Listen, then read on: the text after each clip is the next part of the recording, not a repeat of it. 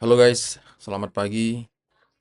Hari ini banyak berita sepak bola yang berseliweran di mana-mana saya lihat. Bursa transfer khususnya, selain hasil imbang timnas Indonesia melawan Malaysia kemarin, di episode kali ini saya akan membahas mengenai Marcus Rashford. Marcus Rashford yang sedikit lagi, atau mungkin sudah hampir pasti ya, menjadi bagian dari Barcelona. Mungkin semua orang kaget. Mengapa Barcelona tertarik dengan Marcus Rashford dan ada apa sebenarnya dengan pemain ini? Mungkin langsung saja kita flashback sedikit kali ya. Rashford ini saya tertarik dengan Rashford ini ketika dia tampil luar biasa saat mencetak gol ke gawang Arsenal tahun berapa waktu itu ya? Tahun 2015 atau tahun 2016 saya lupa.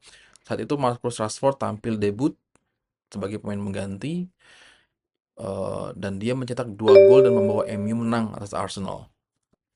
Dan saya melihat pemain ini bisa menjadi penerus dari Wayne Rooney ataupun penerus dari Ruud van Nistelrooy yang saat itu MU eh, sedang mencari-cari nih juru juru gedor gitu ya, daya gedor di lini depan MU, dan munculnya Marcus Rashford membuat saya optimis sebagai fans MU juga. Saya optimis bahwa pemain ini nih kayaknya bakal menjadi the next star gitu bagi MU.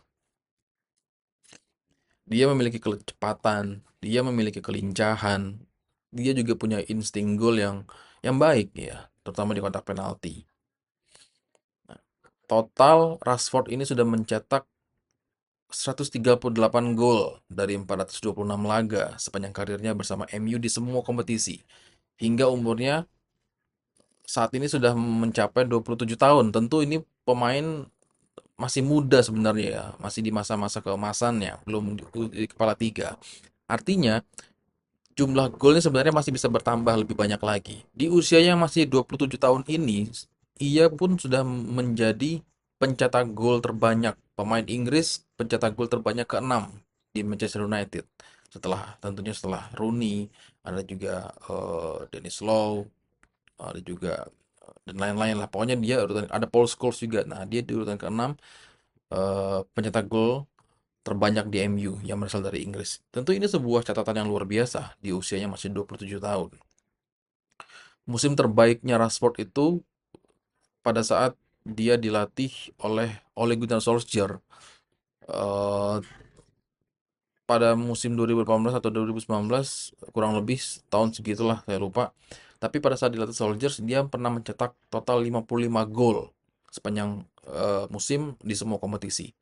Itu musim terbaiknya. Nah, tapi entah kenapa setelah itu performanya terus menurun dan Rashford ini tidak pernah mencapai titik puncak karirnya bersama Manchester United. Padahal dia digadang-gadang menjadi the next Wayne Rooney sebenarnya, ataupun the next Nistelrooy di MU.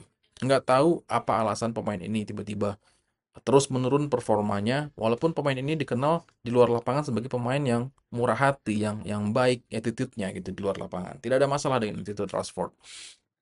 Nah, ada pernyataan menarik dari mantan pelatih MU, Benny McCarthy. Benny McCarthy ini bilang bahwa salah satu alasan kenapa Rashford ini tidak pernah tampil konsisten atau tidak pernah mencapai titik puncak karirnya ialah karena Rashford ini dikelilingi orang-orang yang tidak baik. Maksudnya, Rashford ini kan tipe pemain yang nice guy gitu ya. Pemain yang murah hati, yang baik, tapi dia tidak pernah disupport dengan maksimal oleh rekan-rekan kerja di sekelilingnya. Bahkan katanya di salah satu eh, media saya baca, para rekan-rekan pemain ini menjilat Rashford, tidak pernah memberikan dukungan yang jujur kepada Rashford, sehingga pemain ini tidak pernah membentuk karakter permainan yang terbaik. Itu menurut dari Benny McCarthy. Banyak juga yang bilang bahwa pemain ini eh, menurun setelah dilatih oleh Erik ten Hag, tidak cocok dengan formasi Erik ten Hag, dan pemain ini tipe pemain yang manja di lapangan, tidak pernah full 100% ketika di lapangan. Banyak versi lah tentang pendapat kepada Marcus Rashford. Nah, sekarang Rashford selangkah lagi bergabung bersama Barcelona. Pertanyaan menariknya ialah, kenapa Barcelona ini tertarik dengan pemain seperti ini? Pemain Inggris pula kan, jarang-jarang banget tuh Barcelona tertarik dengan pemain Inggris, apalagi yang menurut saya belum mencapai titik puncak karirnya gitu. Eh Kalau dia menjadi pemain Barcelona sudah resmi, maka dia akan menjadi pemain kedua Inggris yang tampil untuk Barcelona setelah Gary Lineker pada tahun 86. Nah, balik lagi ke pertanyaan yang tadi. Apa alasan Barcelona tertarik dengan Marcus Rashford? Di sini mungkin saya bisa ambil beberapa alasan ya yang mungkin masuk akal mengapa Barcelona bisa merekrut Marcus Rashford. Yang pertama, Barcelona ini gagal menggait dua winger andal, terutama di winger sektor kiri, yakni Nico Williams dan juga Luis Diaz dari Liverpool. Nah, dua pemain ini gagal di gait Barcelona di musim ini. Luis Diaz gagal di negosiasi harga, sedangkan Nico Williams memutuskan untuk memperpanjang kontraknya bersama Athletic Bilbao. Alasan yang kedua, tadi alasan pertama karena gagal merekrut dua pemain tadi, jadi fokus Barcelona mengarahkan ke Marcus Rashford. Kenapa? Karena Rashford merupakan pemain yang setipe dengan dua pemain tadi dengan harga yang lebih murah tentunya.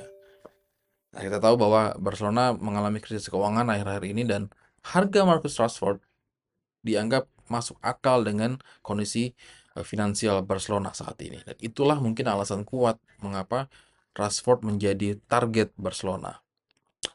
Lalu alasan lainnya ialah Direktur Barcelona Deco juga pernah menyatakan bahwa ia tertarik dengan gaya bermain dari Marcus Rashford.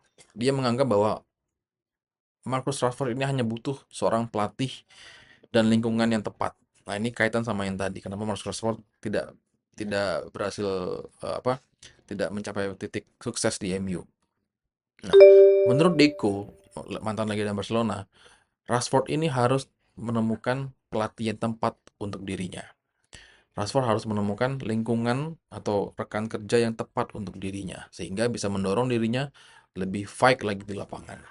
Nah, Deco yakin apabila Rashford ini menemukan hal itu, terutama bisa fokus di formasi di posisi terbaiknya di sisi kiri, Deco yakin bahwa Rashford ini akan mencapai titik kesuksesan dan mungkin bisa menjadi legenda di Barcelona.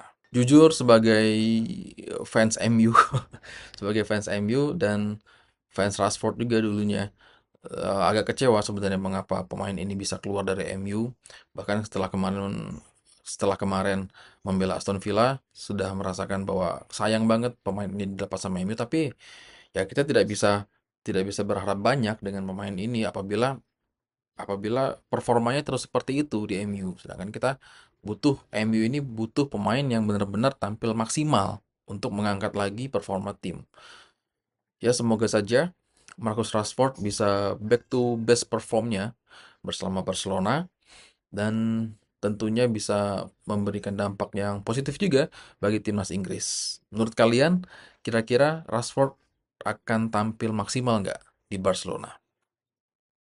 Kita tunggu saja.